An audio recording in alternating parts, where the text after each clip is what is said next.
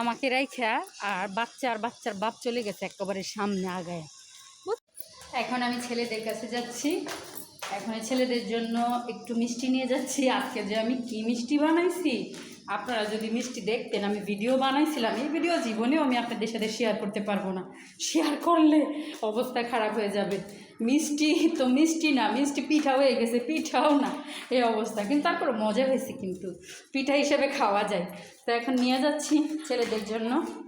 তো ছেলেরা খুব পছন্দ করবে। আমার হাজব্যান্ড আর বাচ্চারা নিচে আছে, মানে মেয়েটা আর কি, একসাথে যাচ্ছি। ঠিক আছে, তো সব ভালো থাকেন, দেখা হচ্ছে আবার। আমাকে রাইখা আর বাচ্চার বাপ চলে গেছে একেবারে সামনে আগায়, বুঝছেন। এখন আমি হাইটে হাইটে যাইতেছি। এই যে আমাদের গলি, এই হচ্ছে আমাদের বাসা, পুরাতন বাসা। পুরাতন হলো, ভিতর অনেক সুন্দর। আচ্ছা যাই হোক, তো খাবারটা নিয়ে যাচ্ছি। হেঁটে যেতে খুব